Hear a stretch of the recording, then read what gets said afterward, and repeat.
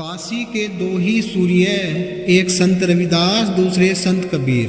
अद्भुत रहस्य यानी गुप्त रहस्य।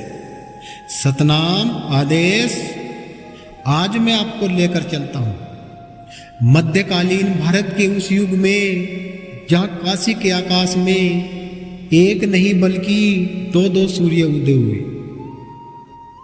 एक सूर्य संत कबीर साहब जी, जिनकी वाणी ने पाखंडवाद के खिलाफ जंग छेड़ दी।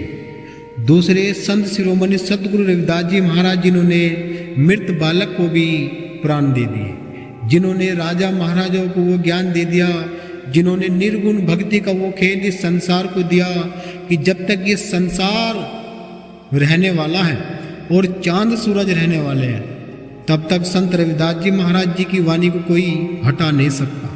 और ऐसे ही कबीर साहिब जी की वाणी है। देखिए साध संगत जी, पूरा संसार इन दो महान शक्तियों के प्रकाश से आलोकित हो रहा था।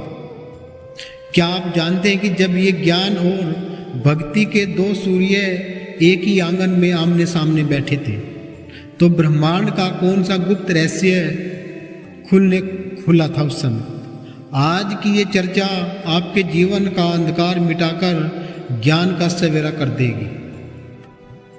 कहानी बहुत अद्भुत होने वाली है, बहुत अद्भुत रहस्य। काशी की एक छोटी सी कुटिया में, जहाँ संत रविदास जी महाराज अपने ही कर्म को कर उसको पूज कर मान रहे थे और पत्थर की कठौती में चमड़ा भिगो रहे थे, तभी वहाँ अचानक से संत कबीर साहब जी पहुँच जाते हैं। कबीर साहब जी मुस्कुराते हुए कहते हैं कि सतनाम महाराज जी।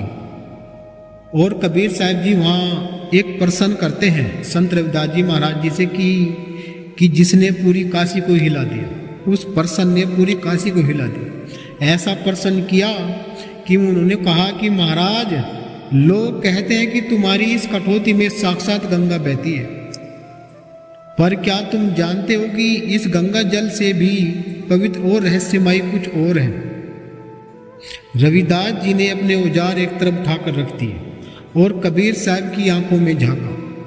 वो भेद खोला जो आज तक भी गुप्त का गुप्त ही है।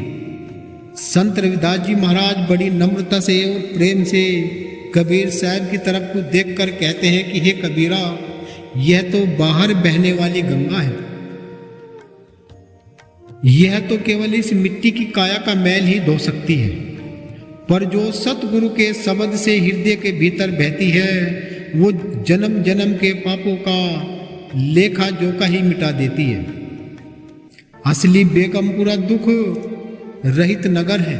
महाराज कहते हैं कि असली बेगमपुरा तो दुख रहित नगर है, कहीं बाहर नहीं बल्कि अपने ही गट के भीतर है।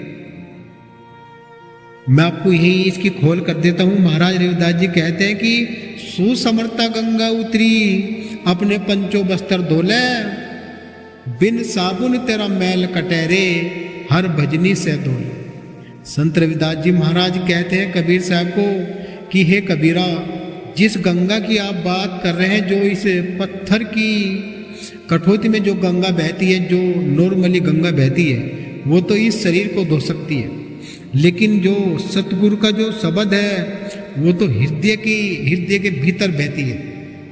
वो गंगा जो सुसमर्था है, वो हृदय के भीतर रहती है। ऐसे ही कबीर साहब और संत रविदास जी महाराज, दोनों महापुरुषों के बीच घंटों तक वही अनादि शब्द की